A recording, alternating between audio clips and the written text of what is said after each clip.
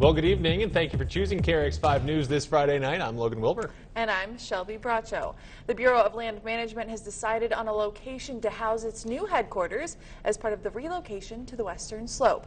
The agency will be headed to 760 Horizon Drive. An announcement on Friday by Senator Cory Gardner unveiled the Grand Junction address for the BLM headquarters. The new headquarters were announced Friday afternoon by Senator Cory Gardner, as we mentioned, and the signing of the lease at 760 Horizon ends months of speculation as to where the agency would be housed. Gardner first announced the relocation to Grand Junction in July. This office will be home to 27 employees, including the BLM director, deputy director for operations, and other senior leadership. And in courtroom news today, after making threats to kidnap and murder women, a Grand Junction man will be heading to trial. That's right, Logan. According to an FBI investigation, Daniel Gallegos sent 3 letters to 3 different states describing his intent to kidnap, murder, and dismember women ages 15 to 30 years old. Gallegos is charged with interstate transmission of communications containing threats to kidnap or injure. Inside the federal courthouse today, Gallegos was advised of the charges at a plea hearing and entered a plea of not guilty. The trial of Daniel Gallegos is set for November 4th at the federal courthouse in Grand Junction. If convicted, Gallegos could serve 5 years in federal prison, pay a fine of $250,000, or both. Well, you probably heard about this today. All over the world, young people were inspired by 16-year-old Swedish climate change activist Greta Thunberg after they are now striking in demand for climate change.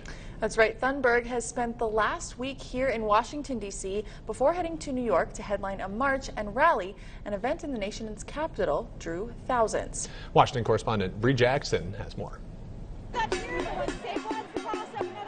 Young people are leading the fight against climate change. Getting the youth activated in all of this climate change really kind of pushes the older generations also. It's not something that we can just stand by and prevent. Like, we need to do something now, and it will affect everyone. Students left the classroom and headed to the U.S. Capitol. They want Congress to pass laws to stop the burning of fossil fuels, reduce carbon emissions, and ultimately make the world greener. I want to see no fuel, no gas, everything run electrical, everything, less cutting down trees. We won't be able to sustain ourselves if we can't grow food and if the air isn't healthy and the water isn't healthy. People I spoke with say if lawmakers don't take action, voters will.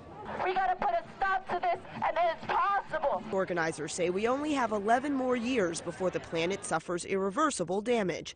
They're demanding solutions to rising sea levels, warmer temperatures, and catastrophic weather before it's too late. So it's time for us to change, and it's time for us to make a difference. Students believe rallies like this are a positive step toward changing the planet's future. So I think it's a great way to keep change moving.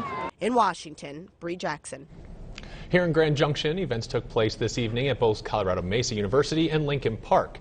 In Denver, thousands of students and activists gathered Friday morning for a climate strike and marched to the Capitol.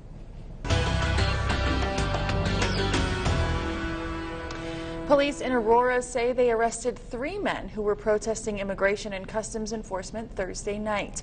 The protest occurred in a suburban neighborhood where the warden of the ICE processing center in Aurora lives.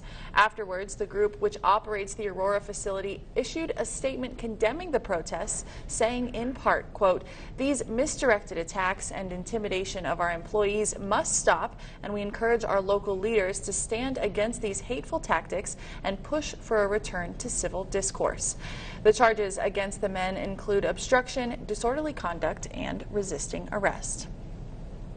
And for those of you that entered to win a $50 gas card, we now have tonight's winner, Logan. She's almost as excited as the winner, Casey Bollinger. Congratulations, you got a $50 gas card coming your way. You have until the end of the newscast to claim that card. Just got to call us here, 242-5000.